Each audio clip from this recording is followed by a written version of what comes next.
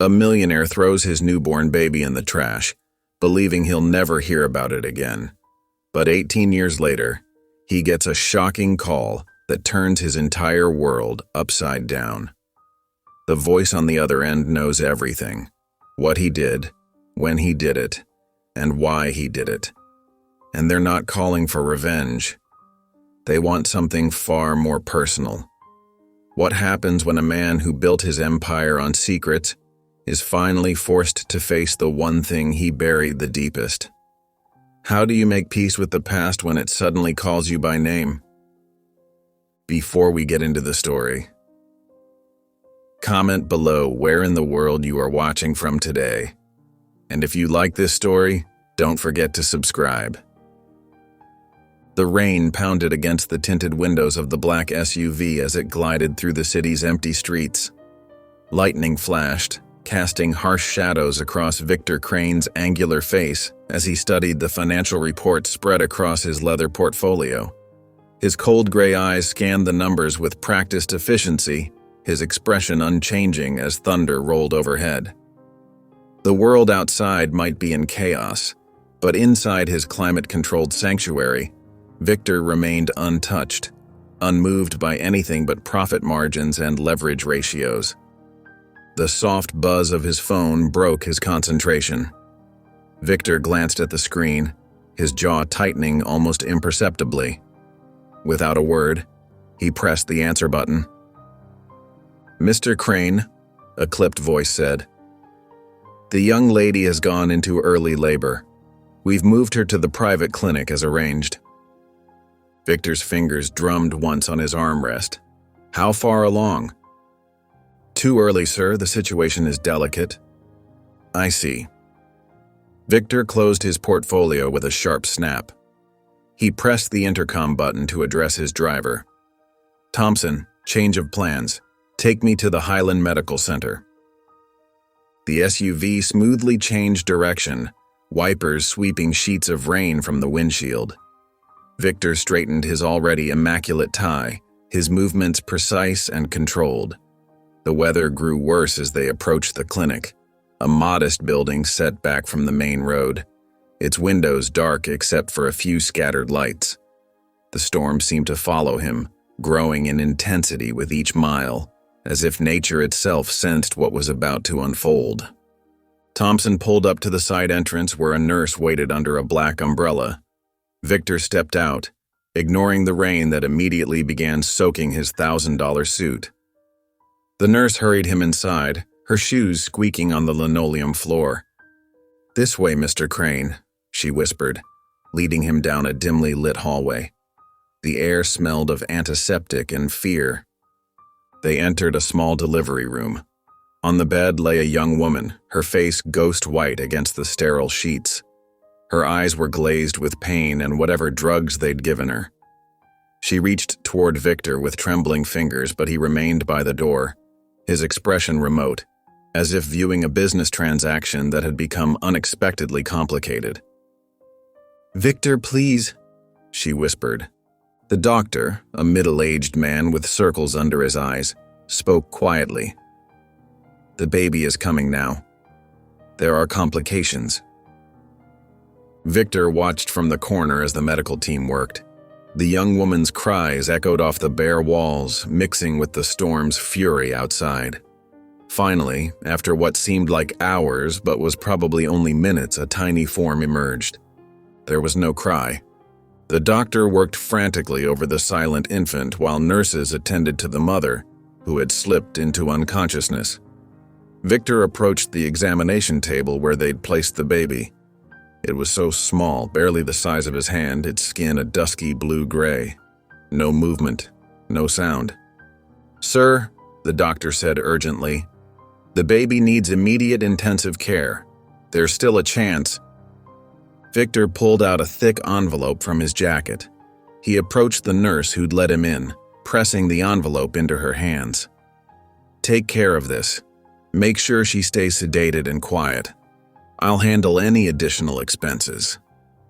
The nurse's eyes widened as she felt the weight of cash inside. "But sir, the baby..." Victor had already wrapped the tiny form in a nearby towel. The doctor stepped forward, his face flushed. "Mr. Crane, you can't—" "I believe our business is concluded," Victor said, his voice carrying the weight of countless boardroom victories. He turned and walked out, carrying his bundle through the winding hallways and into the storm. The rain had grown heavier, drumming against the pavement as Victor strode purposefully toward the back of the building. Lightning illuminated the dumpster tucked against the wall, its metal surface gleaming wet and black. Without hesitation, without even a glance at the bundle in his arms, Victor tossed it in. The soft thump was lost in another roll of thunder. He returned to his waiting SUV, sliding into the dry interior. "Home, Thompson," he said, already reaching for his phone to check his messages. Not a flicker of emotion crossed his face. No regret, no doubt. Only the calm efficiency of a man who had eliminated an inconvenience. Inside the clinic, the nurse stood at a window watching the SUV's taillights disappear into the darkness. Her hands shook as she stared at the envelope of cash. The weight of it felt like stones in her pocket. A sound drifted in from outside, so faint she almost missed it between thunderclaps. She froze, listening. There it was again. A weak, mewling cry. "Oh God," she whispered. She ran through the halls, out into the rain. The dumpster loomed before her, and she could hear it clearly now, a tiny whimper of life. Her shoes slipped on the wet pavement as she scrambled to reach inside. The towel was soaked, but she found it, carefully pulling it out. Inside, the infant squirmed weakly, its tiny chest rising and falling with shallow breaths. The nurse clutched the baby close, her mind racing. She couldn't take it back inside, not with Victor Crane's money burning in her pocket, not with his implicit threat hanging in the air, but she knew someone who could help. With trembling fingers, she pulled out her phone and dialed a number she hadn't used in years. After 3 rings, a quiet voice answered. "Sister Magdalene, it's Rebecca. I need your help. There's a baby. He needs to disappear." There was a long pause on the other end. "Tell me," Sister Magdalene said finally, her voice steady and unshaken. Rebecca spoke quickly, her words tumbling out as she huddled against the building, shielding the infant from the rain. She could hear her sister taking notes, asking precise questions about the baby's condition, making arrangements in that calm, efficient way she had. "I have contacts at a monastery in the Alps," Sister Magdalene said. "They take in children like this. No questions asked. Can you keep him alive for the next few hours?" Rebecca looked down at the tiny face. Already his color seemed better. Yes, I can do that. I'll set things in motion, find somewhere safe to wait. I'll call you back in 20 minutes with instructions." The line went dead. Rebecca stood in the rain, holding the living bundle that Victor Crane had so casually thrown away. Inside the towel, the baby made another small sound. Not quite a cry, but a declaration of his will to survive.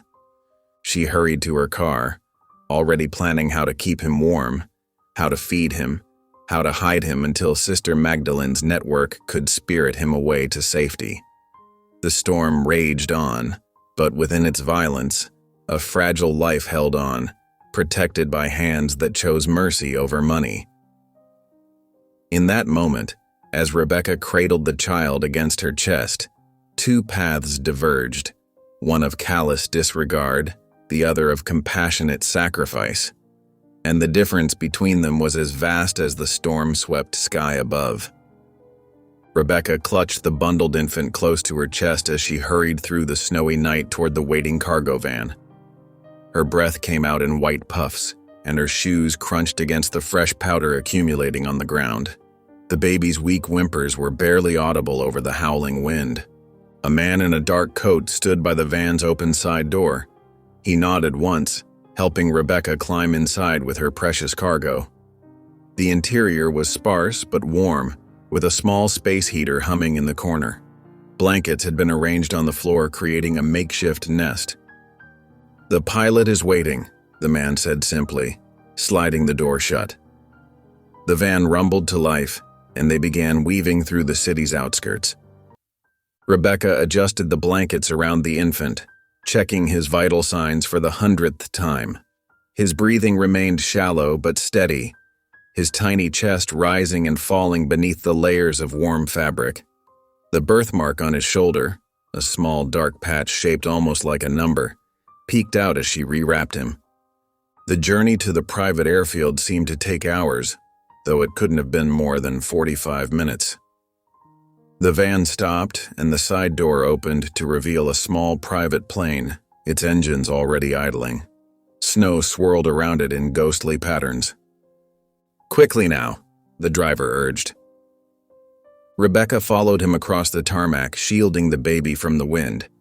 The pilot, a weathered man with kind eyes, helped her aboard without a word. The cabin was small, but well heated. Rebecca settled into a seat, still holding the infant close. As the plane took off into the stormy night sky, she watched the city lights fade below them. The baby stirred, letting out another weak cry. She touched his cheek gently. "Hold on, little one," she whispered. "Just hold on." The flight passed in tense silence. Rebecca dozed fitfully, always keeping one hand on the infant's chest to feel his heartbeat. They stopped twice to refuel at small, isolated airfields where no questions were asked. The sky gradually lightened, then darkened again as they crossed time zones and borders. Finally, the pilot announced their descent. Rebecca looked out the window to see the Swiss Alps rising majestically around them, their peaks shrouded in clouds. They landed on a narrow strip carved into the mountainside, the plane's wheels touching down with expert precision. A group of gray-robed figures waited at the edge of the airfield. As Rebecca emerged from the plane, she noticed the strange embroidery on their robes, complex patterns that looked like a mixture of computer code and ancient symbols. The monks moved with precise, measured steps, their faces partially hidden by their hoods. One monk stepped forward, hands folded within his sleeves. Without speaking, he gestured for Rebecca to follow. The group walked along a narrow path that wound up the mountainside. Ancient stone walls soon came into view, the monastery of the Order of the Ledger built seamlessly into the rock face. The entrance was marked by heavy wooden doors carved with the same data sigils that adorned the monks' robes. Inside, the air was cool and still. Modern technology blended surprisingly with medieval architecture. Subtle LED lighting illuminated stone corridors, and discrete screens were embedded in the walls. They entered a small chamber where an elderly monk sat at a massive leather-bound book. He looked up as they approached, his eyes sharp despite his advanced age. The monk who had led them gestured for Rebecca to bring the baby forward. With trembling hands, she placed the infant on a prepared examination table. The elderly monk rose and approached, carefully unwrapping the blankets. He examined the baby thoroughly, paying special attention to the birthmark on his shoulder. Finally, he nodded and returned to his book. Rebecca watched as he opened the ancient volume, its pages filled with neat columns of names and dates. With careful strokes, he wrote Elias in a blank space, adding the date and a small symbol that matched the infant's birthmark. When Rebecca asked why that name, another monk whispered, "For the abbot Elias, who founded our order's principles of balance and justice." The baby was rewrapped and lifted gently by one of the monks. Rebecca knew it was time to leave. She touched the infant's cheek one last time, tears rolling down her face. The guilt of her involvement in Victor Crane's actions would always haunt her, but at least the child would live. The monks guided her back to the entrance. She didn't look back as she walked away, knowing the baby she had saved would become someone she would never know. Time passed within the monastery's walls like water flowing over stones, constant, smooth, and inexorable. Young Elias grew from a fragile infant into a solemn child, raised in the order's strict traditions. The monks taught him in silence, using gestures and written instructions more often than words. His days followed the same careful routine: dawn meditation, morning mathematics, afternoon financial studies, evening ritual. He learned to read market patterns like other children read storybooks. The monks trained him to understand the flow of global commerce, to see the hidden connections between numbers and human behavior. By the age of 9, Elias had developed an almost supernatural ability with figures. He stood now in the monastery's analysis chamber, his small frame dwarfed by a massive projection wall, displaying real-time market data from around the world. Numbers and graphs flowed across the surface like luminous rivers. A group of monks stood silently behind him, watching as his hands moved through the air, manipulating the data streams with practiced ease. Today's puzzle involved predicting market reactions to a series of international trade agreements. Elias's fingers traced patterns in the air, and the numbers reorganized themselves in response. His face showed no emotion as he worked. The order had trained him well in the art of emotional detachment. He had never been told of his violent beginning, of the father who had thrown him away, or of the nurse who had saved him. The abbot had shared only 2 facts: that he had been discarded and that the order had chosen him. The numbers continued to flow across the wall as Elias worked, his young mind finding patterns and connections that even the most sophisticated algorithms missed. The monks watched in silence, their data sigil robes glowing softly in the projection light, as their chosen student demonstrated the skills that would one day help him restore balance to a world he was only beginning to understand. Snow fell silently around Elias as he sat cross-legged at the cliff's edge, his gray robes dusted with white. At 18, he had grown tall and lean, his features sharp and composed like the mountain peaks surrounding the monastery. The valley stretched out below him, a vast canvas of white and gray in the winter morning. The abbot's footsteps crunched in the snow behind him, barely audible over the mountain wind.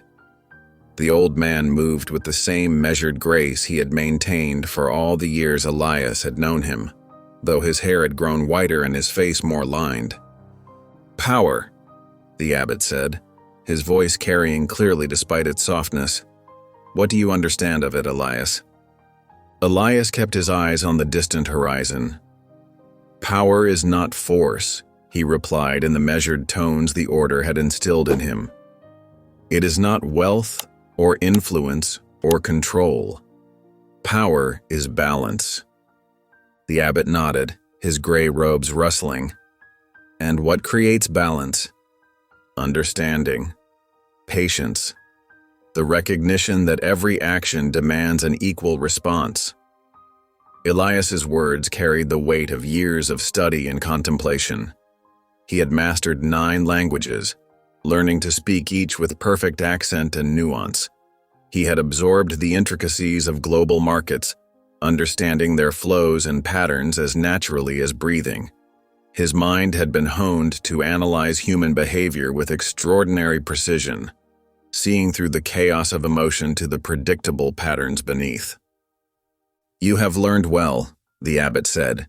He reached into his robes and withdrew a sealed envelope, its paper thick and cream-colored. "Today, you are 18. By the order's ancient rites, you have earned the right to know your beginning." Elias turned then, his movements deliberate and controlled. He took the envelope with steady hands, feeling its weight, not just physical, but the weight of truth long withheld. "Remember," the abbot said softly, "knowledge demands wisdom in its use." The abbot departed, leaving Elias alone with the envelope and the falling snow.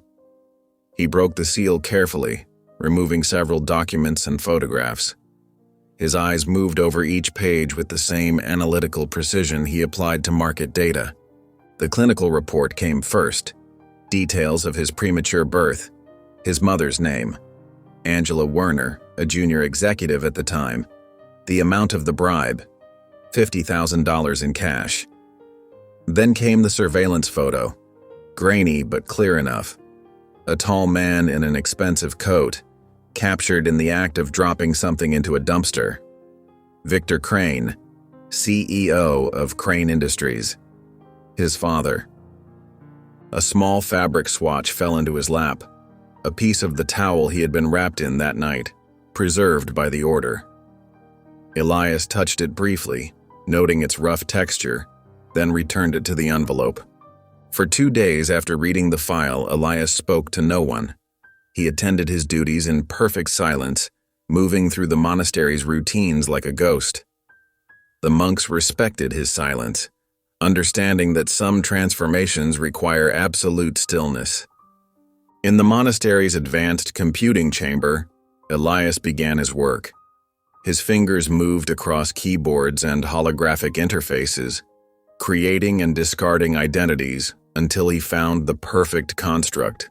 Aurelian, a mysterious investor whose analysis seemed almost prophetic. Through encrypted channels and dark web connections, Elias began to move. He established Aurelian's presence carefully, building a track record that seemed too good to be true, yet was absolutely legitimate. Each trade was perfectly legal, each investment based on immaculate analysis. Within weeks, Aurelian's reputation grew in the shadowy corners of the financial world where the truly wealthy traded whispers.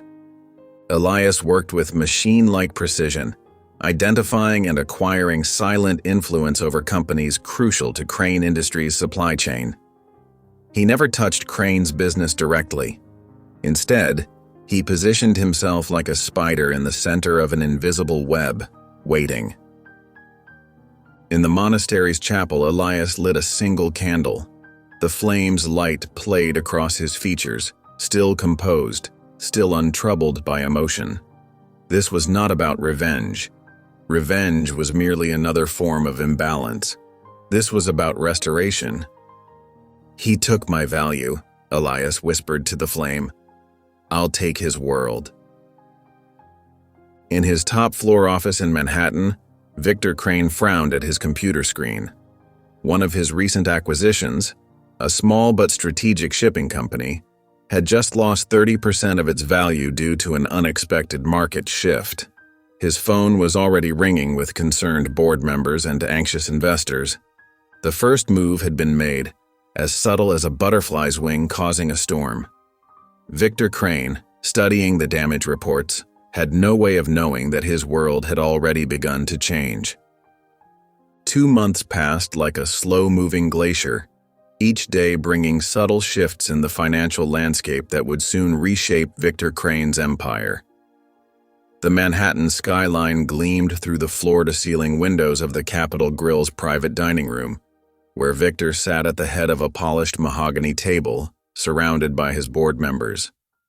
Sunlight reflected off distant skyscrapers, casting golden patterns across the expensive china and crystal water glasses.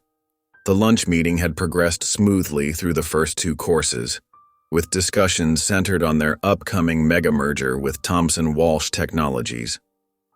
The mood had been almost celebratory, with quiet murmurs of approval as Victor outlined the acquisition strategy. Victor had just raised his water glass when Charles Whitman, his chief financial officer, cleared his throat nervously, his fingers fidgeting with his napkin. "Mr. Crane, there's something we need to address," Charles said, adjusting his wire-rimmed glasses. A slight tremor in his voice betrayed his discomfort. "We've discovered that approximately 6% of our company's shares have been acquired through a shell corporation." Victor's hand tightened almost imperceptibly around his glass. The conversation around the table died instantly. "Who?" The single word carried the weight of a threat. "That's the concerning part, sir. The entity is called Aurelian Holdings, but we can't trace the actual ownership. The structure is remarkably complex. Our best analysts have been working on it since we discovered the pattern." The room fell silent. Victor set down his glass with deliberate care, his face a mask of controlled irritation. The clink of crystal against wood seemed unnaturally loud in the hushed room. 6%, he repeated, his voice carrying that dangerous smoothness his board members had learned to fear. And none of you thought to notice this earlier? His eyes, cold and calculating, moved from face to face. The acquisitions were executed through multiple smaller purchases, Charles explained, sweat beading on his forehead. He loosened his collar slightly. The pattern only became clear this morning when our systems flagged the consolidated holdings. They were extremely careful, professional. Victor's eyes swept the table, taking in the nervous faces of his board members. Some avoided his gaze.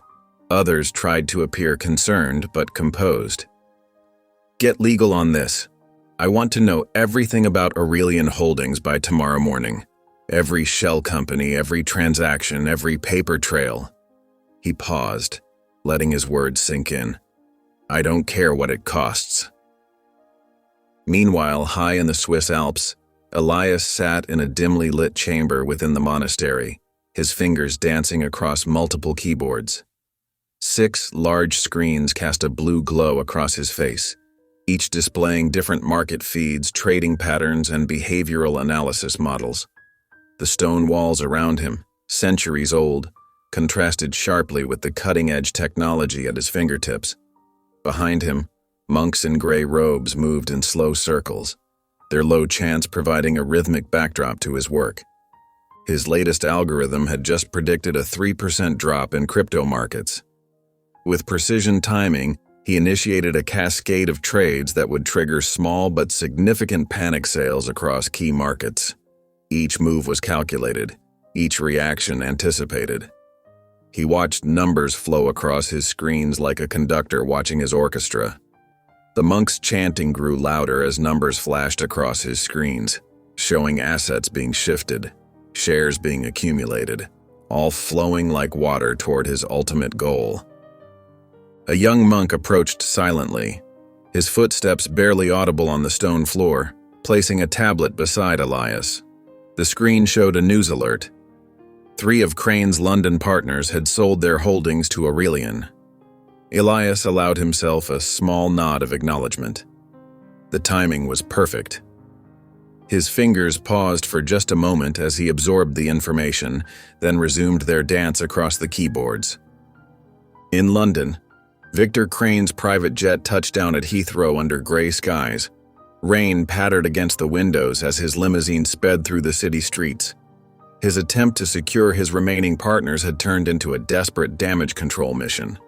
Within hours of his arrival, he learned that Henderson Group, Maven Capital, and Blackstone Partners had all sold their stakes to Aurelian Holdings. The news hit him like physical blows. That evening, in the wood-paneled study of his old friend James Rothschild, Victor poured himself a third scotch. The amber liquid caught the firelight as it swirled in his glass. The banker watched him with concerned eyes from his antique chair across the room. It's not like you to drink this much, Victor, James observed, leaning back in his leather chair. I've known you for 20 years, and I've never seen you lose your composure like this. 3 partners, James, 3 major partners, all sold to this ghost. Victor took another sip, the crystal glass trembling slightly in his hand. The expensive scotch tasted like ash in his mouth. What have you heard about Aurelian? James was quiet for a moment, studying the fire crackling in the hearth. His weathered face looked older in the flickering light. The whispers are unusual. Their trading patterns show a level of market understanding that borders on prescient. They anticipate moves before they happen. But here's what's truly interesting. They're not making the moves you'd expect from someone seeking profit. What do you mean? They're positioning themselves like a student watching a master. James leaned forward, his voice dropping. Victor, I don't think Aurelian wants your money. He's studying you, learning your patterns, your responses, your weaknesses. It's almost personal. Victor felt a chill run down his spine despite the warmth of the scotch and the fire. The glass in his hand suddenly felt heavy. He cut his London trip short, flying back to New York that night. The lights of his penthouse apartment clicked on automatically as he entered, illuminating the pristine modern furniture and abstract art pieces worth millions. The city lights twinkled below through wall-to-wall windows, a view most people would stop to admire. Victor loosened his tie, heading straight for his private office. He stopped abruptly in the doorway, his breath catching. There, centered perfectly on his glass desk, lay a black envelope. His security team would be questioned later. No one had entered the penthouse. No cameras had caught any suspicious activity. The apartment's security system showed no breaches. The envelope had simply appeared, like a shadow taking physical form. Victor approached his desk slowly, studying the envelope as if it might contain explosives. It was made of expensive paper, sealed with black wax bearing no mark. With unsteady fingers, he broke the seal and removed its contents. A single photograph slid out onto his desk. The image was crystal clear despite being 18 years old. Security camera footage, enhanced and printed on high-gloss paper. It showed a younger Victor Crane, standing in the rain behind a medical clinic, his expensive coat darkened with water. His face was partially illuminated by a distant security light, showing an expression of cold detachment. In his hands was a bundle, a towel, and he was captured in the act of dropping it into a dumpster. Victor stared at the image, feeling the carefully constructed walls of his world begin to crack. His throat tightened painfully. For the first time in decades, his hands shook without control. He knew exactly what that bundle contained. He remembered the weight of it, the stillness, the way he had convinced himself the baby was already dead. The photograph carried no message, no demands, no threats. It didn't need to. The image itself was the message, and it cut through Victor's carefully maintained composure like a blade of ice through his heart. He sank into his chair, the photograph trembling in his hands, as 18 years of buried memories crashed through his mental defenses. The storm outside his penthouse windows seemed to echo the turbulence in his mind, as thunder rolled across the Manhattan sky. Lightning flashed, momentarily illuminating his face, a mask of shock and dawning horror. The night stretched endlessly as Victor paced his Geneva estate's master bedroom. Sleep refused to come. Every time he closed his eyes, the image from that photograph flashed in his mind, himself, younger and colder, dropping that bundle into the dumpster. The rain, the darkness, the weight of the towel in his hands, that terrible moment of decision when he'd turned and walked away, never looking back until now. He pressed his forehead against the cool glass of the floor-to-ceiling windows, watching his reflection distort against the backdrop of Lake Geneva's moonlit waters. The merger meetings he'd postponed could wait. For the first time in decades, Victor Crane felt something dangerously close to fear. Not the calculated risk assessment he was accustomed to, but something primal that gnawed at his insides. His phone showed 3:47 a.m. when he finally made the call. "Marcus, I need you in Geneva now." Victor's voice was tight, controlled. "Bring whatever resources you need. This is priority one." Marcus Kane had been Victor's fixer for 15 years. He specialized in making problems disappear, in finding answers that didn't want to be found. 6 hours later, he sat in Victor's private study, examining the black envelope and photograph under specialized lighting. His methodical approach had saved Victor millions over the years, but this was different.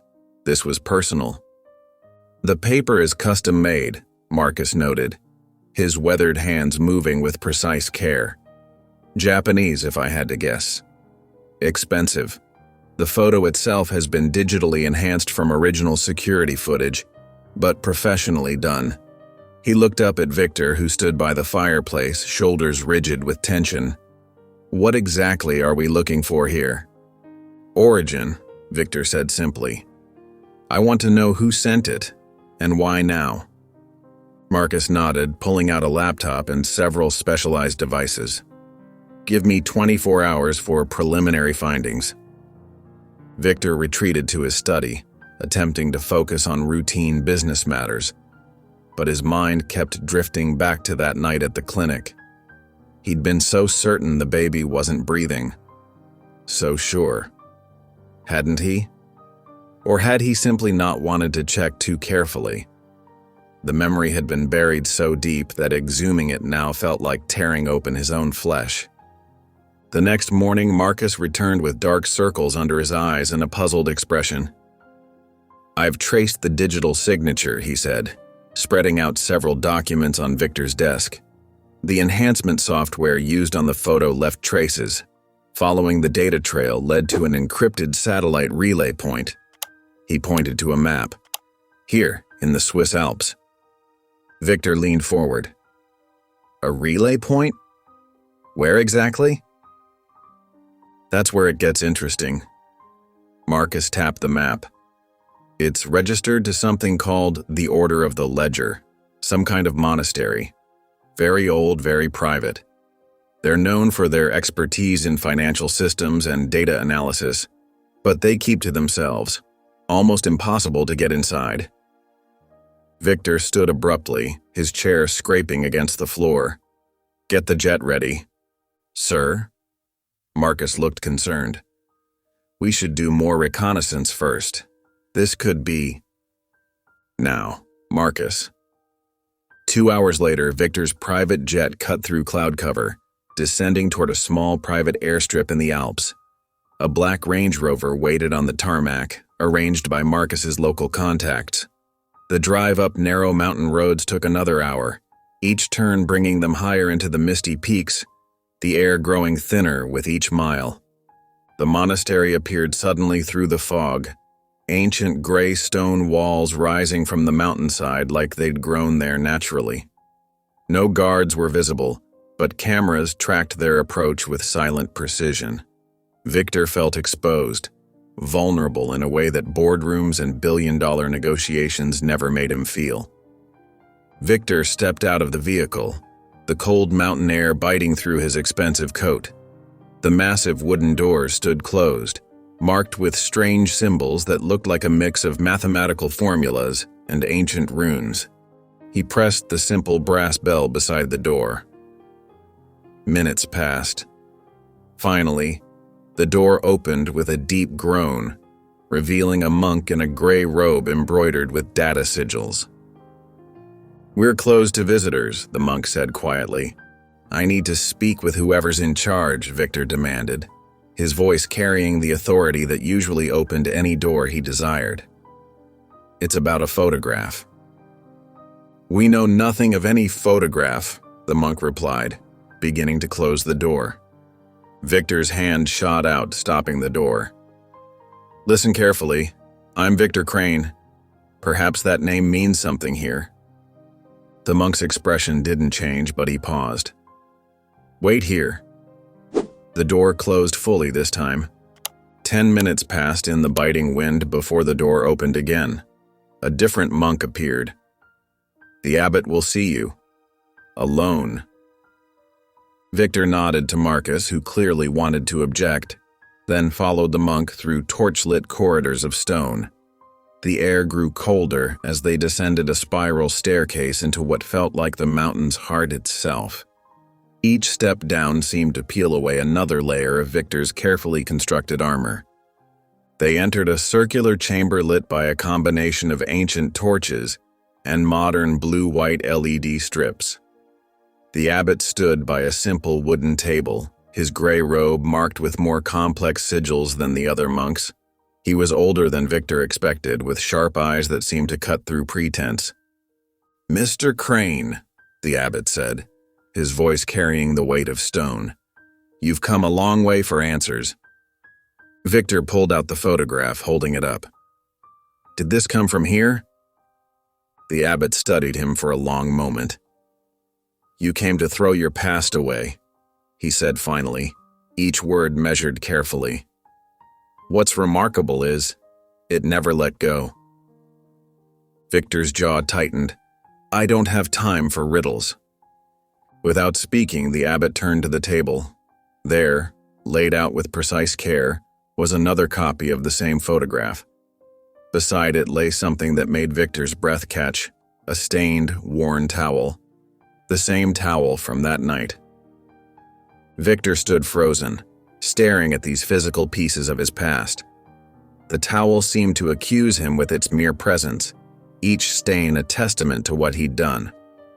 His fingers twitched at his sides, wanting both to touch it and to burn it to ash. The abbot watched him with those penetrating eyes. "The one you threw away," he said softly, "now owns a third of your empire." The words hit Victor like physical blows. He opened his mouth, but no sound came out. For the first time since he'd clawed his way up from nothing to build his empire, Victor Crane found himself completely speechless. He turned and left the chamber without another word, his footsteps echoing against the ancient stones. The proud posture he'd maintained his entire adult life showed the first hints of a crack, a slight bend in his shoulders as he climbed the stairs back to the world above. The weight of his past had finally caught up with him, and it was heavier than he ever imagined.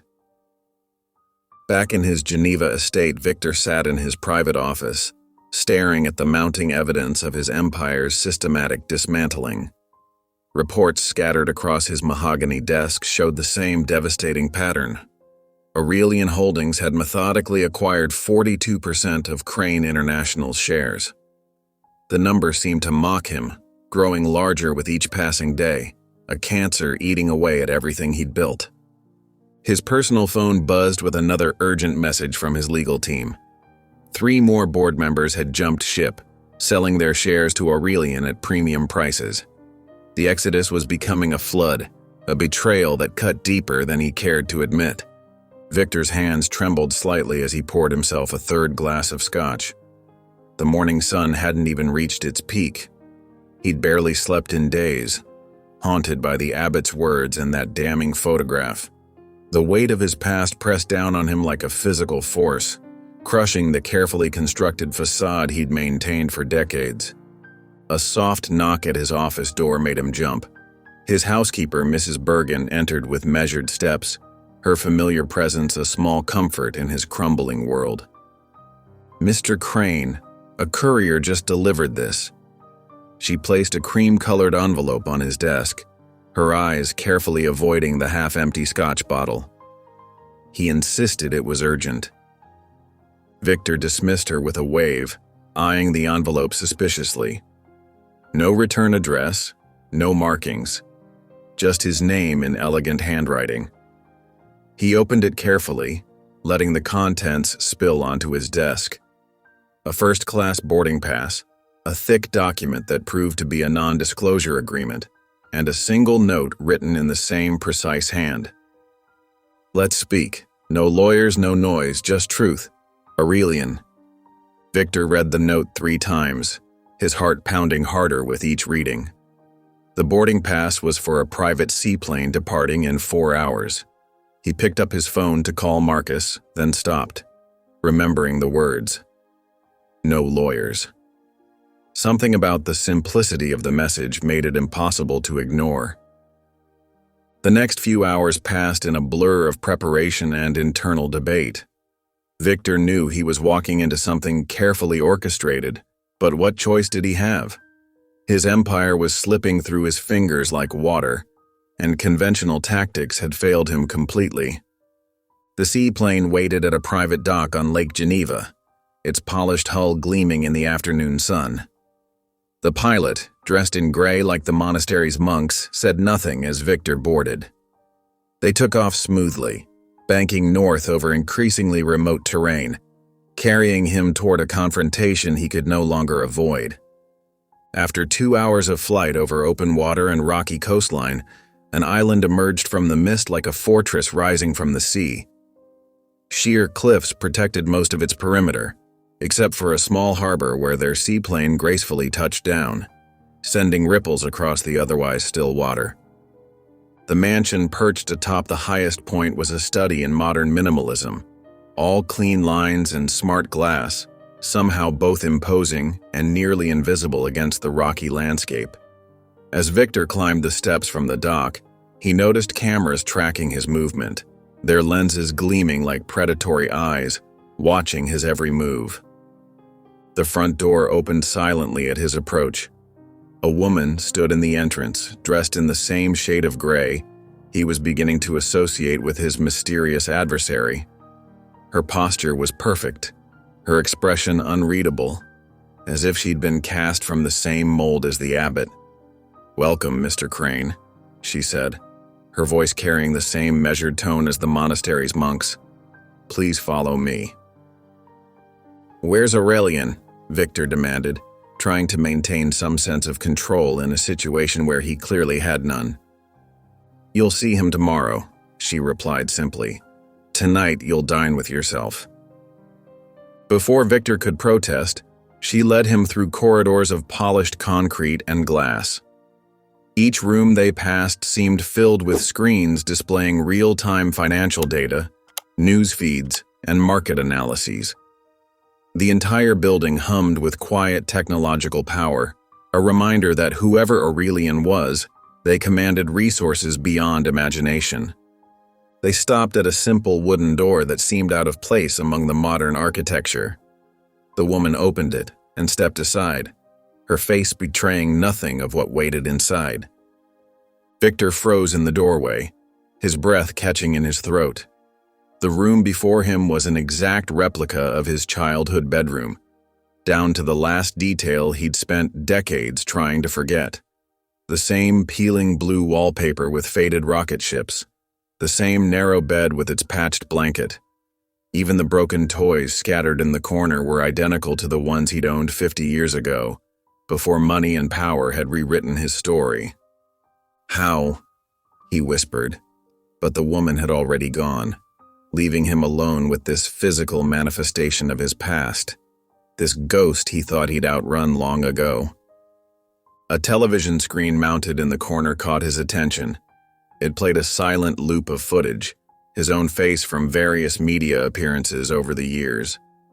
Victor watched himself giving speeches about corporate responsibility, accepting awards, announcing hostile takeovers.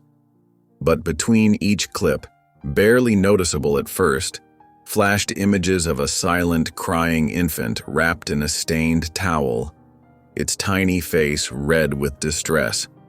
Victor sank onto the familiar yet foreign bed, its springs creaking exactly as he remembered. The room pressed in around him, every detail a reminder of where he'd started, what he'd overcome, and what he'd become willing to do along the way. His carefully constructed world was crumbling, leaving him exposed to truths he'd buried decades ago. He barely slept that night, surrounded by the ghosts of his past. The broken toys seemed to watch him in the darkness. The wallpaper's rocket ships, peeling and faded, pointed accusingly at the man he'd become, the choices he'd made. When morning finally arrived, it came with soft classical music playing through hidden speakers. Victor found fresh clothes laid out for him, a simple gray suit that fit perfectly. Another message from his host, perhaps, about stripping away his usual armor, leaving him vulnerable for whatever was to come. He followed the music through the house's winding corridors until he emerged onto a vast terrace overlooking the sea. A long table had been set for two, its white tablecloth rippling gently in the morning breeze like a flag of surrender. And there, standing at the far end, was a young man in a gray suit identical to Victor's. His posture was perfect, his presence somehow both completely still and crackling with contained energy. Though they'd never met, Victor knew instantly who he was looking at, the architect of his downfall. "Ready to feel what you've made others feel?" Elias asked without smiling, his voice carrying the same measured calm as the monastery's abbot, but with an undercurrent of purpose that made Victor's blood run cold. The morning sun cast long shadows across the terrace as Victor took his seat across from Elias. The table between them felt like a vast divide, yet the similarities in their features were striking. The same sharp jawline, the same piercing eyes. It was like looking at a younger version of himself, albeit one carved from ice rather than ambition. The resemblance was undeniable, a reflection that made Victor's stomach tighten with unease. "I won't waste time with small talk," Elias said, his voice carrying the measured calm of someone who had planned this moment for years. "This meeting isn't about revenge, Mr. Crane. This is about restoration."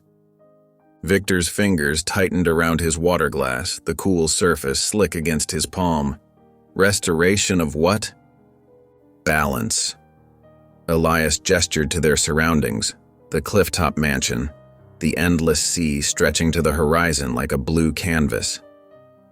"You've spent decades taking. Now you'll experience what that truly means. 3 days, 3 scenarios, complete them and we can discuss terms that might let you keep a portion of what you've built." "And if I refuse?" Victor kept his voice steady, masking the unease crawling up his spine. "Then by this time next week, you'll own nothing but regrets." Elias's words carried no malice, just quiet certainty that seemed to hang in the air between them. "Your choice, as always." Victor studied the young man's face, searching for weakness or hesitation. He found none. Only the calm assurance of someone holding all the cards. "What exactly are these scenarios?" "Experiences, carefully crafted moments of truth." Elias pressed a small button on the table, the movement deliberate and unhurried. A door opened, and 2 attendants in gray appeared, their faces expressionless. "They begin now." The first scenario started in a narrow alley behind what looked like the same clinic from 18 years ago. Rain poured down, soaking Victor's expensive suit within seconds. The recreation was perfect. The same dumpster, the same flickering streetlight, even the same humid summer air that clung to his skin like a damp memory. Then he heard it, a weak cry coming from the bin. Victor froze, his heart pounding against his ribs. The cry came again, more desperate this time, piercing through the steady drumming of rain. "Walk away or stay." Elias's voice came through hidden speakers, echoing slightly in the alley. Just like before. Victor stood rooted to the spot, the rain running down his face and dripping from his chin. The crying continued, growing weaker with each passing moment. His feet seemed to move of their own accord, first one step away, then another. But the sound followed him, burrowing into his mind like a persistent splinter. After 10 steps, he stopped, turned around, walked back to the dumpster with shaking hands, rainwater streaming from his sleeves. When he opened the lid, he found a swaddled infant, its face red from crying, tiny fists waving in distress. Not a doll, some kind of advanced projection, perfectly mimicking a real baby's movements and sounds, down to the quivering bottom lip. Victor reached for it, his hands trembling, fingers outstretched toward the helpless form. But before he could touch it, the scene dissolved around him like watercolors in the rain. He found himself in an exact replica of his main boardroom, the same leather chairs, the same view of Manhattan through floor-to-ceiling windows, the same faint smell of polish and power. Around the table sat his most loyal employee of 30 years, James Morton, who'd been with him since the beginning, his hair now gray at the temples, worry lines etched around his eyes. "Sign the termination papers," a voice instructed, "or watch your company collapse." A stack of documents appeared before him, topped by a pink slip bearing James's name, the official letterhead gleaming under the recessed lighting. Victor looked at James, the man who'd sacrificed countless weekends, missed his children's graduations, given everything to help build Crane International. James stared back, his eyes full of trust, the same look he'd given Victor when they'd shared a cramped office in their early days. The choice was simple, really. It always had been. Victor signed without hesitation, his pen scratching across the paper with practiced efficiency. "Just business," he muttered, not meeting James's eyes as the man's expression crumpled in betrayal. The room shifted again, melting into a community center with peeling paint and flickering fluorescent lights. 5 people sat in chairs arranged in a semicircle, their faces etched with lines of hardship. They looked ordinary enough, middle-aged, working class, tired in a way that sleep couldn't fix. "Tell him," Elias's voice prompted from somewhere above. The first person spoke, a man in his 60s wearing a mechanic's uniform with grease still embedded under his fingernails. "Your hostile takeover of Miller Manufacturing killed our pension fund. I lost everything I'd saved for 40 years. My wife and I live in our daughter's basement now." Then a woman in her 40s clutching a photograph with whitened knuckles.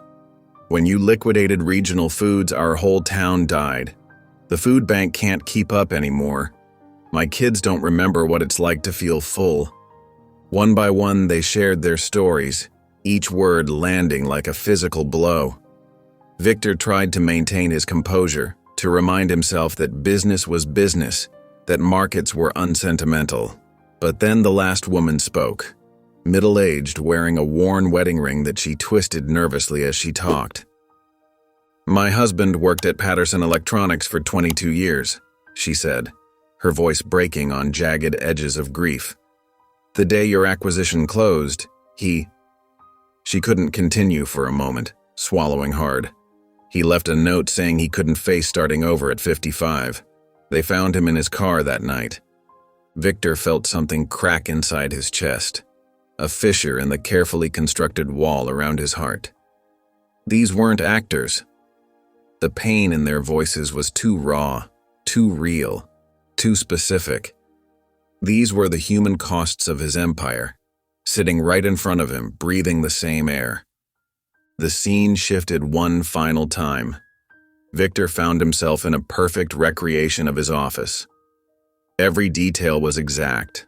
The same views, the same furniture, even the same family photo he kept hidden in his desk drawer. The faces smiling up at him from behind dusty glass.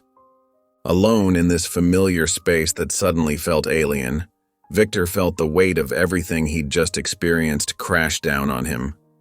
The baby's cries echoed in his memory like a persistent ghost. James's trusting eyes haunted him from across an imaginary boardroom. The widow's words played on repeat in his mind, each syllable a hammer against his conscience.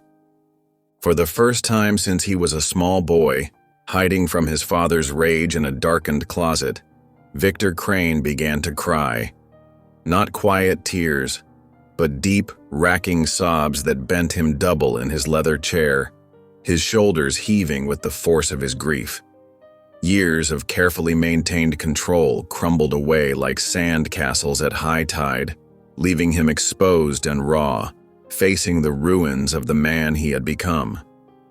Through a one-way mirror hidden in the office wall, Elias watched silently as the man who had thrown him away finally faced the truth of who he'd become. His expression remained neutral, but his eyes tracked every tremor, every tear, with the careful attention of a scientist observing a long-awaited reaction. The morning sun streamed through the glass chapel's walls, creating prisms of light that danced across the empty pews. Victor sat alone in the front row, his shoulders heavy with the weight of yesterday's revelations. The chapel perched on the island's edge, waves crashing against the cliffs below in a constant, thunderous rhythm that seemed to echo the turmoil in his heart. He ran his fingers through his silver hair, noticing how they trembled slightly, a weakness he would have once despised. The door opened with a soft creak. Victor didn't turn around, but he heard 2 sets of footsteps approaching, one firm and measured, which he recognized as Elias's, and another lighter, almost hesitant, like someone who had learned to move through the world without disturbing it. Elias came into view first, dressed in his usual gray suit, perfectly tailored but modest. Behind him walked a woman in a flowing gray robe, her face hidden beneath a hood, her presence filling the chapel with an unexpected stillness. They stopped a few feet from Victor, and for a moment the only sound was the distant roar of the ocean and the pounding of his own heart. The woman raised her hands to her hood and slowly pulled it back. Victor's breath caught in his throat. Avenue. She was thinner now, her once vibrant features worn by time and hardship. Deep lines marked the corners of her eyes and mouth, and her dark hair had streaks of silver running through it. But there was something else about her, a quiet strength, an inner peace that hadn't been there before. Her eyes, still the same warm brown he remembered, met his without flinching, without hatred, which somehow hurt more than anger would have. Victor stood up, his mouth opening to form words that wouldn't come. When he finally managed to speak, his voice was barely a whisper. "Ava, I'm so sorry." "Stop." Her voice was soft but firm, cutting through his attempted apology like a blade. "You don't owe me words. You owe him a reason." She gestured toward Elias, who stood silently watching the exchange, his face a careful mask that revealed nothing of the storm that must be raging within. Ava moved to sit in one of the pews, her gray robe flowing around her like water. "Let me tell you what happened after you left that night," she said, her eyes fixed on the stained glass window behind the altar where beams of colored light painted the simple wooden cross. "The birth nearly killed me. I was hemorrhaging, my body shutting down. The nurse, the one you paid to dispose of our son, she saved both our lives that night. She couldn't go through with what you asked her to do." Victor sank back into his seat, his legs no longer able to support him. The weight of his actions pressed down on him like a physical force, making it hard to breathe. "When I recovered enough to understand what had happened," Ava continued, "I had nothing left. No home, no future, just the envelope of cash you'd left to buy my silence." Her voice held no bitterness, only a deep sadness tinged with something like compassion. "The nurse told me about the monastery. She had connections there through her sister. They took us both in when no one else would. They gave us shelter when we were broken." She turned to look at Elias, her expression softening, the lines around her eyes crinkling with a love so pure it made Victor's chest ache. "I stayed in the women's quarter, separate from the main monastery. I watched him grow from a distance. I saw him take his first steps in the courtyard, heard him recite his first prayers with the monks. I never interfered. The order had its own ways, its own purpose for him. But I was there, always watching, always loving him from afar." Elias moved then, crossing the space between them to sit beside Ava. For the first time since Victor had met him, emotion cracked through his carefully controlled facade. "I knew she was there," he said quietly, his voice catching slightly. "The monks never told me, but I would see her sometimes watching from the windows. I didn't understand until I was older, until I learned what it meant to sacrifice for someone else." He turned to face Victor, and in that moment, he looked less like the calculated financial mastermind who had orchestrated Victor's downfall and more like the son he had thrown away. There was a vulnerability in his eyes that Victor had never seen before, a glimpse of what might have been. "I didn't come to destroy you," Elias said, his voice thick with suppressed feeling. "I came to see if there was anything in you worth saving. I needed to know if the man who discarded us could still find his humanity." Victor felt tears welling up in his eyes again, but this time he didn't try to stop them. They rolled down his cheeks unchecked, years of suppressed emotion finally breaking free. A monk appeared silently at his side, his sandaled feet making no sound on the stone floor, holding out a final envelope. With trembling hands, Victor opened it. Inside were 3 items.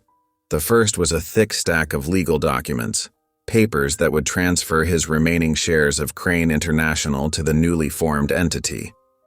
The second was a USB drive containing a video message from Elias about the future of the Crane Trust. The third was a single plane ticket back to New York, scheduled for that afternoon. Victor stared at the documents for a long moment. Everything he had built, everything he had sacrificed others to achieve, reduced to a few sheets of paper. He looked up at his son, this stranger who carried his blood but none of his corruption. In Elias's face he could see echoes of his own features, but tempered with Ava's kindness, her strength. Without a word, he reached into his pocket for a pen and signed the papers, his signature less bold than it once had been, humbled by the weight of this moment. The morning sun had risen higher now, filling the chapel with golden light that seemed to bless this unexpected reunion. Victor stood, clutching the plane ticket in his hand like a lifeline. He took one last look at Ava and Elias sitting together in the pew, mother and son, separated by his actions but united in their quiet strength, in a bond he could never fully understand. As he boarded the seaplane later that morning, Victor felt hollow, emptied of everything he had once used to define himself. Through the window, he watched the island grow smaller and smaller until it disappeared into the clouds, taking with it the last remnants of the man he used to be. Somewhere within that emptiness, though, was a tiny spark, not of hope exactly, but of understanding. For the first time in his life, he had given something without expecting anything in return. The red-eye flight from Geneva touched down at JFK just before dawn.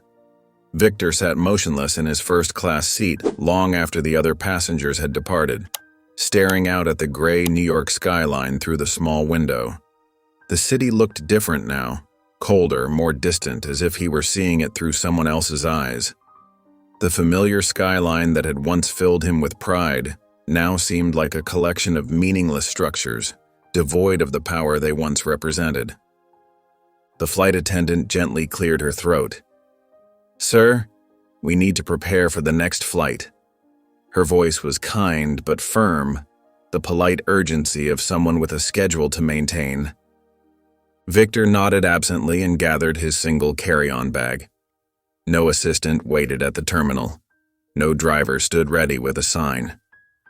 For the first time in decades, there was no entourage, no buffer between him and the ordinary world. He joined the line for regular taxis, something he hadn't done in decades, standing awkwardly among tourists and business travelers who paid him no attention. The taxi driver didn't recognize him. Victor gave his penthouse address mechanically, then watched the familiar streets slip by in silence. Buildings he'd once owned or acquired passed like ghosts. The morning traffic moved around them in its usual chaotic dance, but he felt removed from it all, as if watching a movie of his former life. The city pulsed with its usual energy, but he no longer felt connected to its heartbeat. When the elevator opened to his penthouse floor, Victor immediately sensed the change. The air felt different, emptier, lacking the subtle scent of fresh flowers that his staff refreshed daily. His key still worked, but as he pushed open the heavy door, he found himself in an altered space. The expensive artwork was gone from the walls, leaving behind pale rectangles where they once hung. The antique furniture had vanished. His collection of rare wines was nowhere to be seen. Even the carpet had been replaced with something simpler, more practical, its neutral tone a stark contrast to the plush luxury he'd demanded. His footsteps echoed as he moved through the stripped rooms. The staff that usually bustled about at this hour was absent. No gentle clink of breakfast dishes, no discreet murmurs of morning conversation. In the kitchen, instead of his personal chef preparing breakfast, he found a simple note on the counter. Staff contracts terminated as of 6 a.m. today. Severance packages distributed. The handwriting was unfamiliar, impersonal. Victor's home office, once a testament to power with its wall of awards and photographs with world leaders, was now just 4 walls and a desk. A single envelope lay centered on the bare wooden surface, bearing the Crane International logo. His hands trembled slightly as he opened it, the paper rustling beneath his unsteady fingers. The letter inside was brief and impersonal. Dear Mr. Crane, your resignation has been accepted, effective immediately. The world has moved on. Regards, Board of Directors, Crane International Trust. Victor sank into the simple chair that had replaced his custom leather one. On his phone, he opened various news apps, scanning for coverage of his downfall. But there were no screaming headlines, no scandal pieces. Just small, matter-of-fact articles buried in the business sections. Crane International announces restructuring into Global Ethical Trust. Former finance giant pivots to humanitarian focus. Crane Trust launches educational initiatives. His name appeared only in passing, if at all. The stories focused on the company's new direction, its commitment to ethical investing and social responsibility. It was as if he'd been quietly edited out of his own legacy, erased with surgical precision rather than destroyed in a blaze of scandal. Checking his banking apps, Victor found his accounts drastically altered. His billions had been reduced to a modest sum, enough to live comfortably but not extravagantly. His properties, his cars, his memberships, all gone. Elias hadn't left him destitute, but he'd stripped away every trace of excess, leaving behind just enough for a dignified but humble existence. The next morning, Victor found himself drawn to the Crane International building. His security clearance still worked. One final courtesy, perhaps. The lobby had already been transformed. Gone were the imposing security desk and the massive Crane family crest. Instead, warm lighting and comfortable seating created a welcoming atmosphere. Plants softened the once intimidating space, and the hushed reverence had been replaced by quiet conversation. The elevator carried him to the executive floor. The boardroom where he'd orchestrated countless takeovers had been completely redesigned. The long mahogany table was replaced by smaller study stations. Young people, teenagers mostly, sat at computers, learning about financial literacy and ethical investing. A sign on the wall read, Crane Trust Education Center, Building Financial Futures for Those Left Behind. The space hummed with purpose and hope where once it had vibrated with tension and ambition. A young girl looked up as he passed, but there was no recognition in her eyes, just a polite smile before she returned to her work. Victor stood there for a moment, watching these children learning in the space where he'd once destroyed companies and lives without a second thought. Finally, he made his way to his former office. The nameplate was gone, the door standing open. Inside, the space had been cleared out, waiting for its new purpose. The view of Manhattan still stretched out through the floor-to-ceiling windows, but it no longer felt like his kingdom to survey. Instead, it seemed like a reminder of how small he had become. On the empty desk sat a small black box, perfectly centered. Victor approached it slowly, knowing who it must be from. The box opened with a soft click. Inside lay his old watch, the vintage Patek Philippe he'd bought to celebrate his first hostile takeover. He'd assumed it lost years ago. Now he understood. The nurse had sold it to pay for Elias's medical care when he was an infant. The watch he'd bought to commemorate destroying lives had been used to save one. He ran his finger over the crystal face, feeling the irony of its journey. Beneath the watch was a folded note in Elias's precise handwriting. You once threw time away. Now you can learn how to use it. Victor picked up the watch, feeling its familiar weight. The second hand ticked steadily, marking time just as it had all those years ago. But now each tick seemed to carry a different meaning, not counting down to the next acquisition or merger, but perhaps to something else entirely. Perhaps, Victor thought as he slipped the watch onto his wrist, to redemption. The envelope arrived on a Tuesday morning, forwarded through multiple addresses before finally reaching Victor's simplified apartment. The return address caught his eye immediately. The Order of the Ledger Monastery.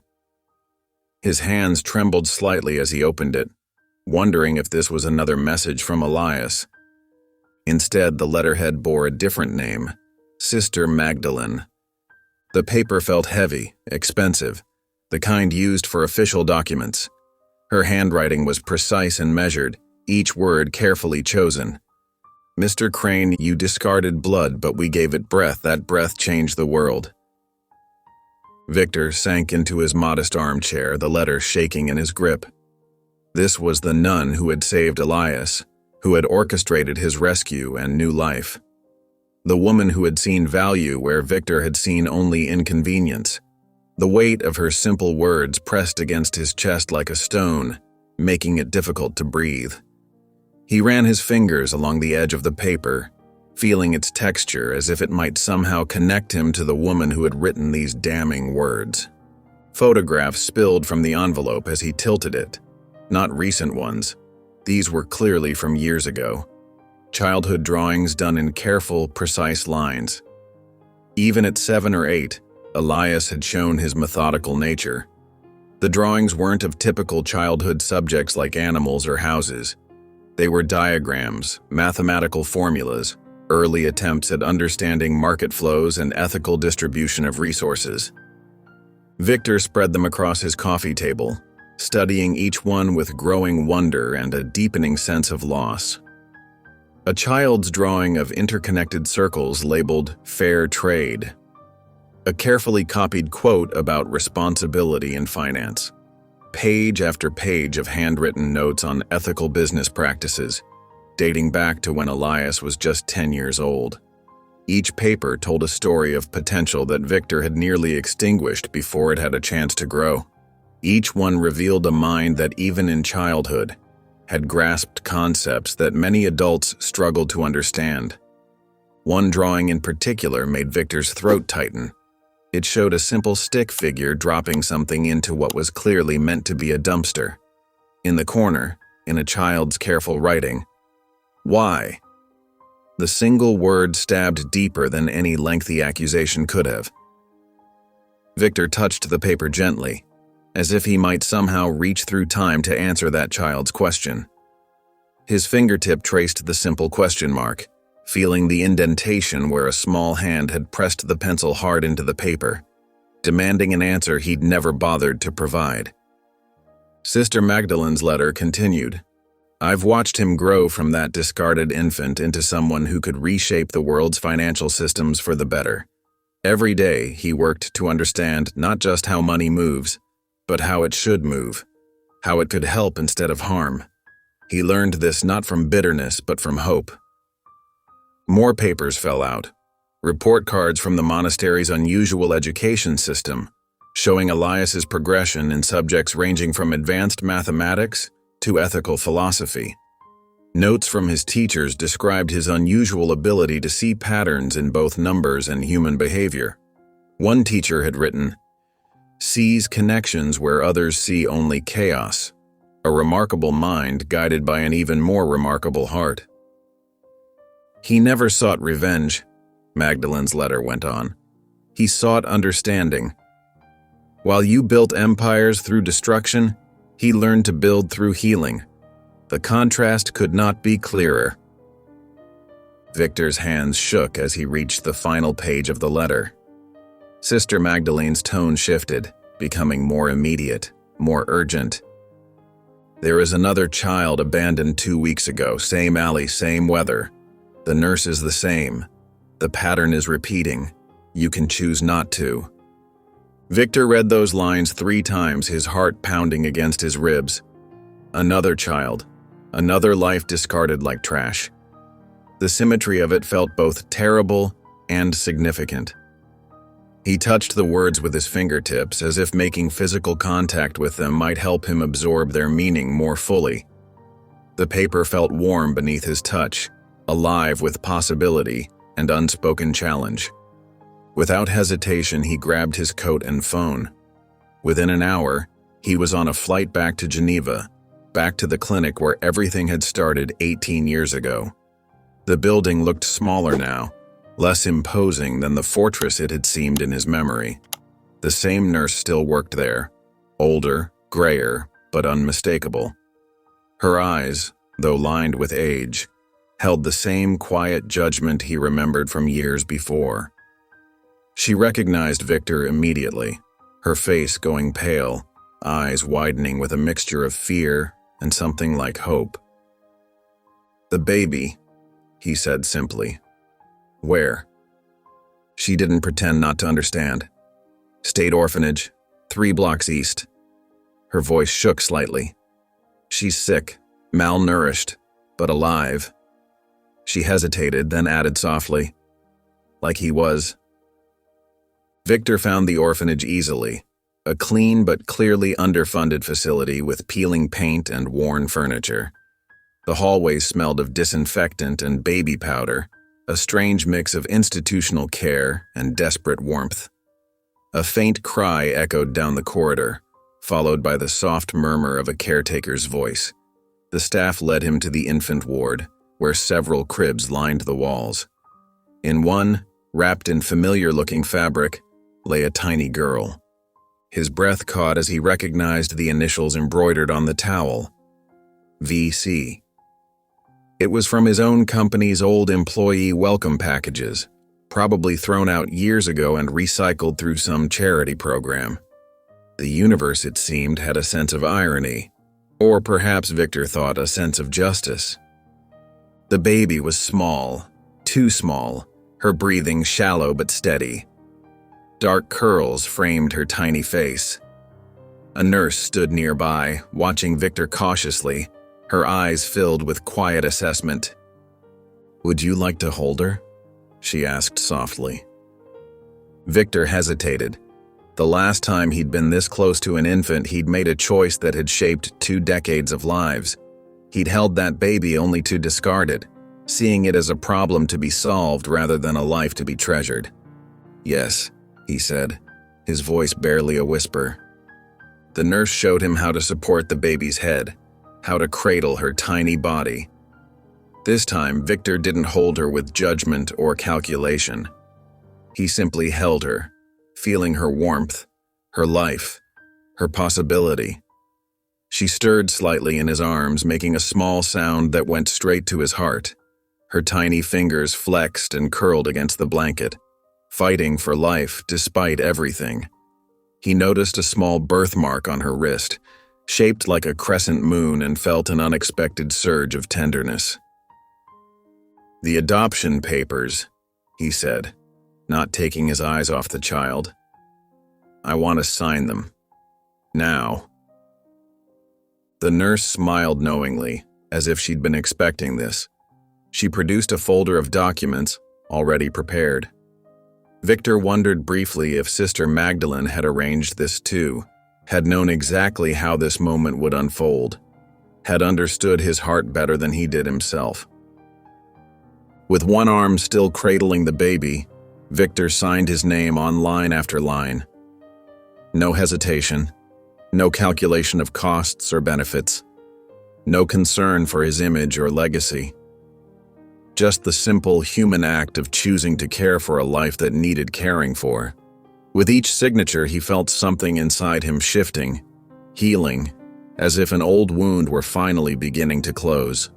The weight he'd carried for 18 years seemed to lift, replaced by something lighter, something that felt strangely like hope. As he completed the final signature, the baby opened her eyes, deep brown eyes that seemed to hold wisdom beyond her days.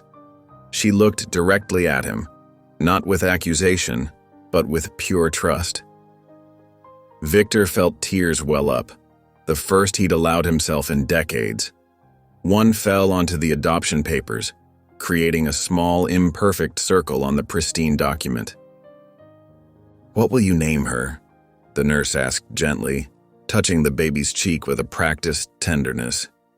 Victor thought for a moment, remembering Sister Magdalene's words about breath and life and second chances. "Hope," he said finally. "Her name is Hope."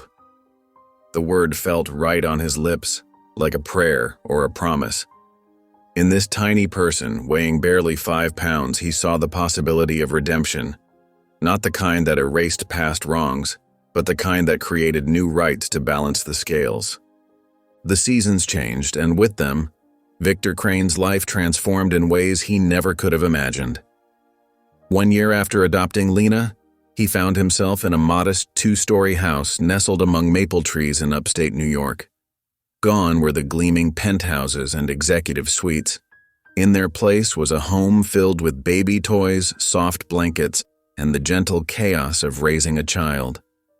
Early morning sunlight filtered through curtains as Victor prepared Lena's formula with practiced care.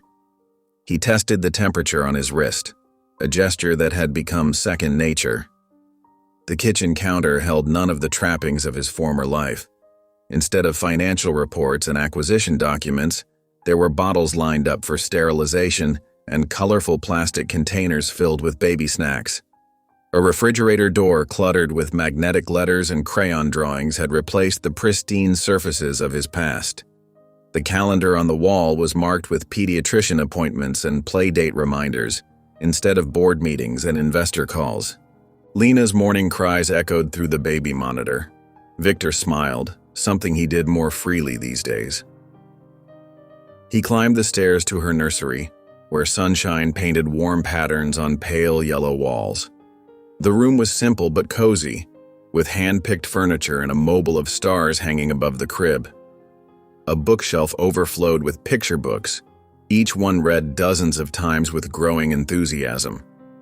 Stuffed animals sat in a cheerful parade along the windowsill, watching over the little girl who had changed everything. "Good morning, little one," he said softly, lifting her into his arms. Her dark curls had grown thicker, framing a face that brightened at the sight of him. Sometimes, in quiet moments like these, Victor marveled at how natural it felt now, this role he'd once fled from. Her tiny fingers reached for his face, patting his cheeks with innocent affection that still surprised him. She babbled happily, a morning conversation in a language only she fully understood. His workday looked nothing like before. In a small home office decorated with Lena's finger paintings and family photos, Victor logged into the Crane Trust's secure network. His role as an anonymous ethical consultant meant reviewing investment proposals and flagging potential human impacts. No more hostile takeovers or predatory acquisitions. Instead, he searched for ways money could heal rather than harm. The satisfaction he found in this work ran deeper than any corporate victory ever had. Sometimes he would stare at the framed photo of Lena on his desk and wonder how he'd ever thought success could be measured in dollars. Between video calls and spreadsheet reviews, Victor folded tiny onesies and matched miniature socks. He'd learned to type reports one-handed while holding a sleeping baby. The man who once commanded boardrooms now sang lullabies and read Goodnight Moon 3 times in a row because Lena insisted with her little pointing finger. He'd memorized every word, every picture, the rhythm of the story becoming part of their shared language. His smartphone now held more photos of Lena's first steps than stock market updates. After lunch, Victor bundled Lena into her car seat for their weekly visit to the community center. The building, a renovated warehouse funded by the Order of the Ledger, buzzed with activity. Children of various ages gathered in bright classrooms, learning about money in ways Victor wished he'd understood at their age. The walls were covered with artwork and posters about saving, sharing, and spending wisely. A banner near the entrance read, "Building Financial Futures Together," words that would have seemed empty to him just 2 years ago. "Mr. Victor." Several kids waved as he entered, Lena secure in his arms. They knew him only as a volunteer who talked about money, not as the former CEO whose name still appeared in business textbooks. Their genuine smiles warmed him in ways that boardroom applause never had. One little boy ran up to show him a drawing of coins and dollar bills, proudly explaining his plan to save for a bicycle. Today's group was teenagers, their faces curious and open. Victor sat in their circle, Lena contentedly playing with blocks nearby. She occasionally looked up to make sure he was still there, a check-in that touched him deeply each time. The teens settled into their chairs, some shy, others boldly meeting his gaze. Their notebooks were open, pens ready, their futures still unwritten stories. "Can money make you happy?" one girl asked, her expression serious, her notebook open and ready. Her question hung in the air, simple yet profound. Victor thought carefully before answering. "Money itself can't make you happy," he said. "I know, because I once had more money than I could count, but I was empty inside. What matters is how you use it to help others." He watched understanding dawn on several young faces, a lesson he'd learned far too late in life. He glanced at the worn shoes of a boy in the front row, remembering how he once judged people by such details. A boy in the back raised his hand. "Did you ever make mistakes with money?" Victor glanced at Lena, then back to the group. "Yes," he said quietly. "Big ones. I once thought money could solve any problem, could erase any mistake. I hurt people because I cared more about profits than people." He paused, watching their faces. "But I learned that real value isn't in bank accounts. It's in the choices we make to help others." The honesty in his voice resonated through the room, creating a stillness filled with reflection. A few students nodded, as if his words had given shape to thoughts they'd already had.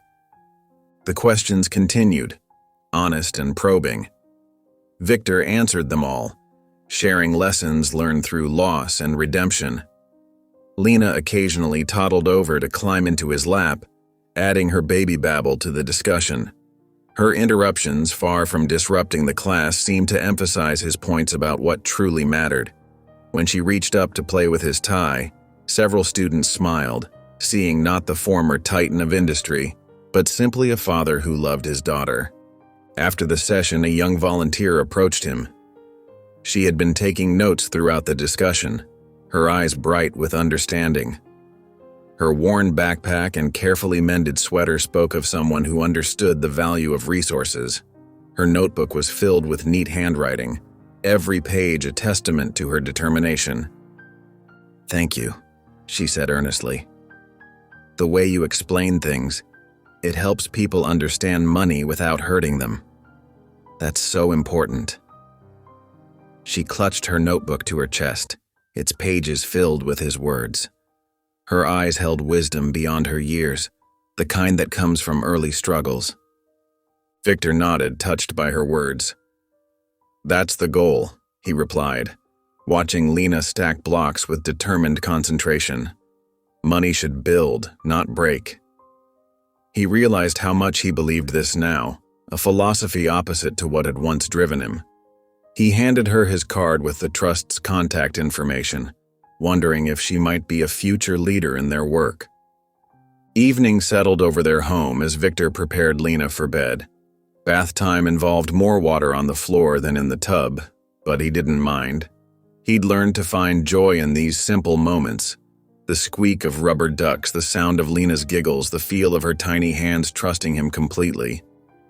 He carefully washed her hair, amazed at how something so mundane could feel so sacred. Bubbles floated around them, catching the bathroom light like tiny rainbows. In her nursery, Victor settled into the rocking chair, Lena warm and drowsy in his arms. The TV mounted on the wall played quietly, showing coverage of the Crane Trust's latest initiative. Elias's voice, calm and measured, described a network of mobile schools for orphaned children, funded partially through the restructured Crane fortune. Pride swelled in Victor's chest, different from any he'd felt before. The camera panned across Elias's face, showing a composure that reminded Victor of himself, yet with a compassion he had never possessed at that age. Victor watched the screen, noting how his son carried himself with quiet purpose. The camera showed children in various countries receiving education, healthcare, and opportunities they might never have had otherwise. The Crane name, once synonymous with corporate raiders, now represented hope. Each smiling face on the screen represented a life changed, a future brightened. Victor recognized the truth. Elias had understood the real purpose of wealth long before he had. Looking down at Lena, nearly asleep in his arms, Victor whispered softly, "You won't grow up empty. I promise."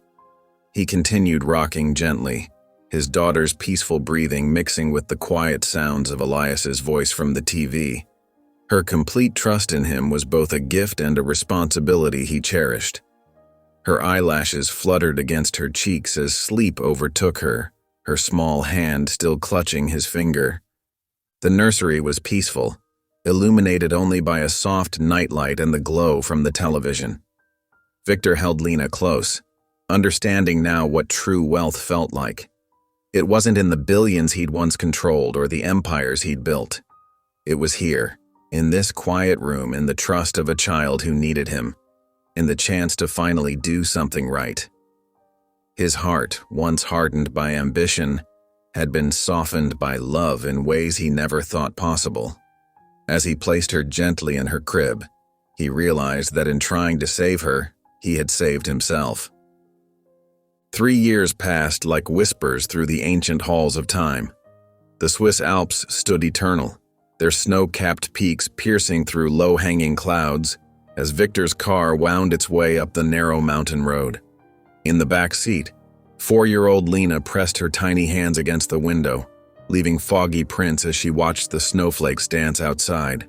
Her eyes widened with childlike wonder at the majestic landscape unfolding before her. The pristine whiteness seemed to stretch forever, broken only by dark patches of evergreens clinging to the mountainside. "Are we going to see the big house, Daddy?" she asked, her dark curls bouncing as she turned to look at him. The excitement in her voice was unmistakable, filling the car with innocent anticipation. She wiggled in her seat, unable to contain her energy. Victor smiled, catching her eye in the rearview mirror. The softness that now lived in his gaze would have been unrecognizable to anyone who knew him before. The hard edges that once defined his expression had melted away, replaced by something gentler and more genuine. "Yes, sweetheart. The monastery where your brother grew up."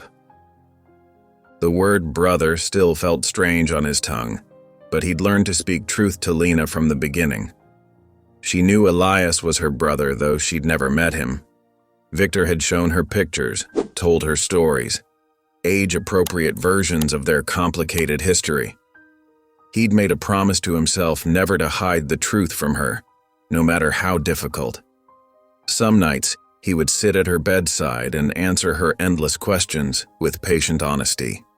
The monastery emerged from the mist like a painting coming into focus.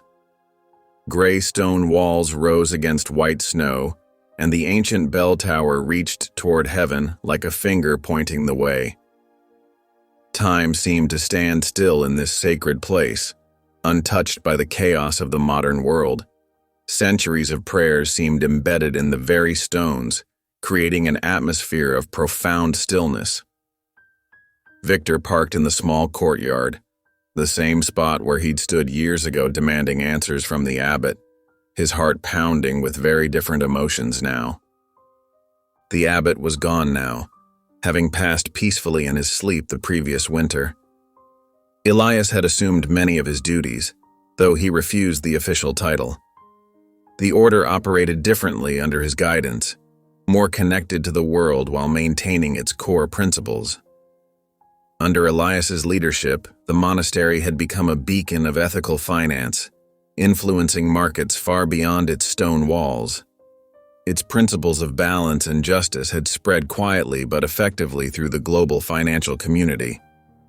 Victor helped Lena from her car seat, making sure her wool coat was buttoned properly against the cold.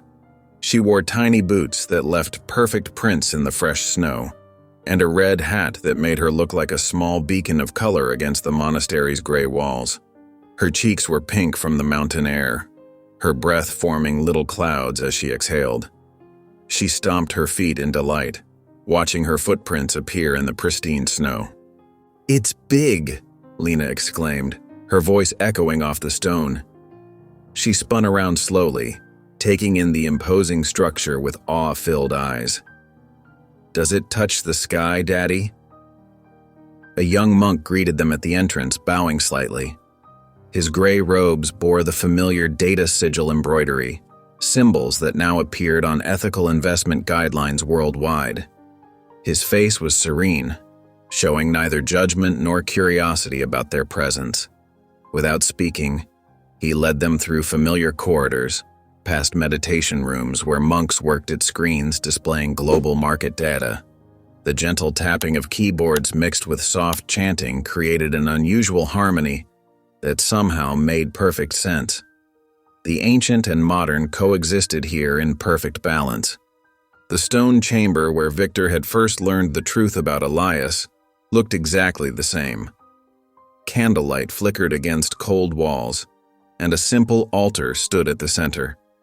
But now, instead of accusation and shame, the room held something different: possibility.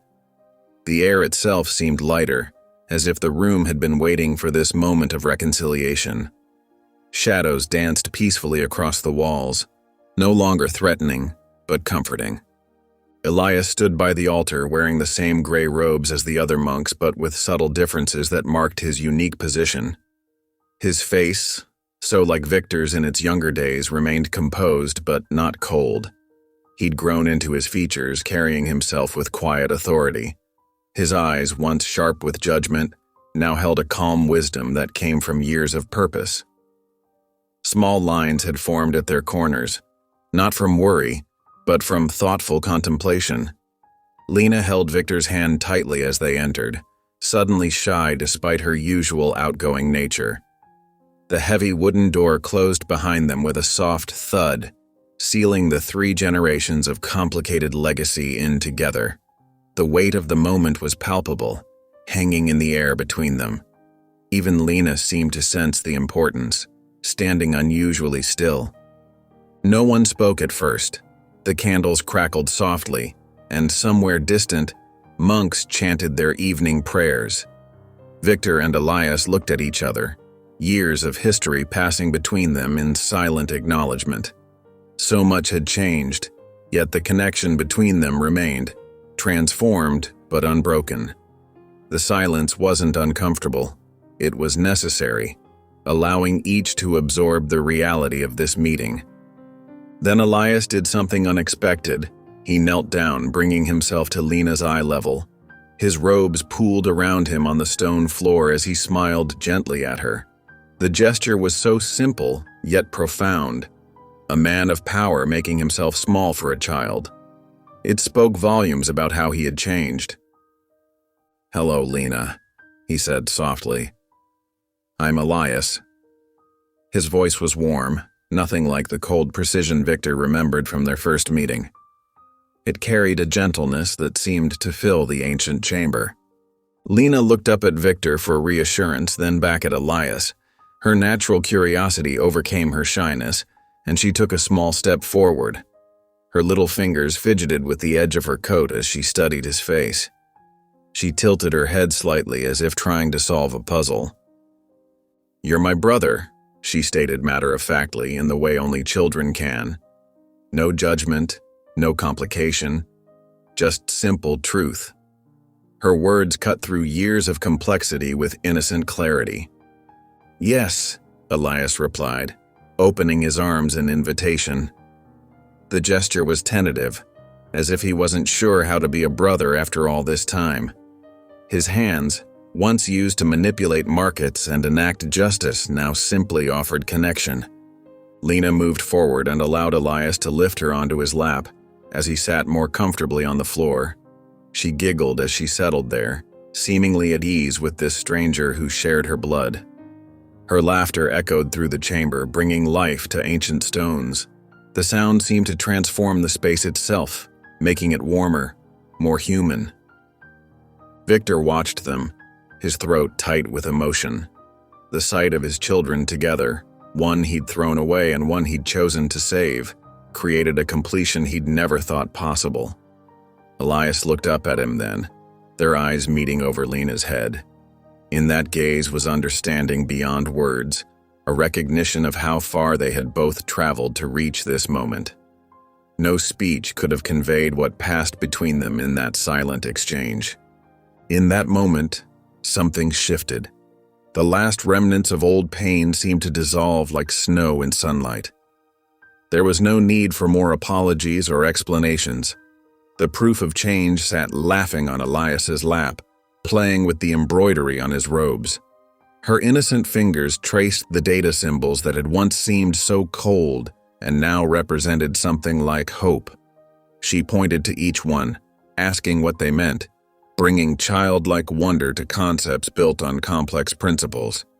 "You didn't raise me," Elias said finally, his voice gentle but firm. "But you helped raise her. That's enough." The words carried no bitterness, only acknowledgement of a truth they both understood. They were simple words that somehow managed to close a chapter decades in the making. Victor nodded, understanding the weight of those words. They represented not just forgiveness, but acknowledgement of growth. He reached into his coat and removed a sealed envelope, placing it carefully on the altar. The paper seemed to glow in the candlelight, a physical manifestation of his journey.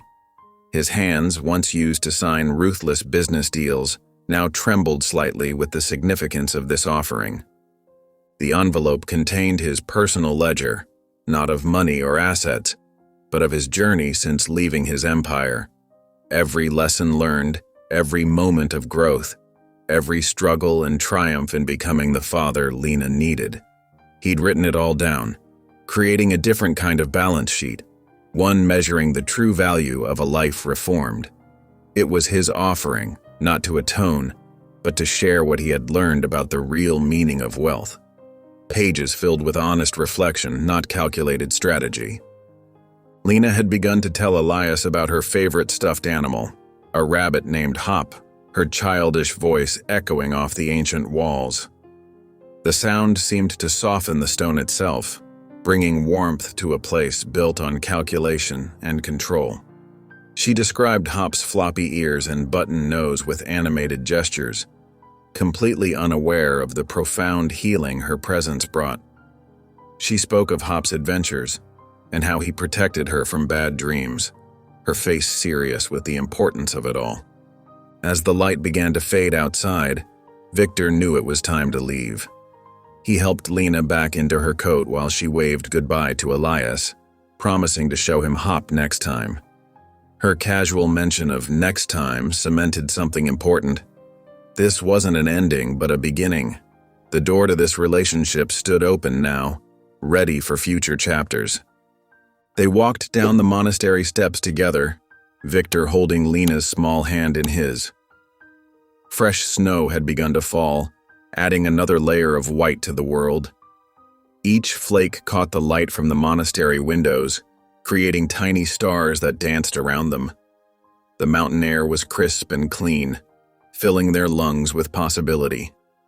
Lena stuck out her tongue to catch snowflakes, giggling as they melted instantly. At the gate, Elias stood watching, his gray robes swaying gently in the mountain wind. He remained there, a silent guardian, as Victor helped Lena into the car and prepared for their journey down the mountain. No words were needed. The ledger was balanced at last. As the car pulled away, Lena waved enthusiastically through the window, and Elias raised his hand in return, a promise made without words.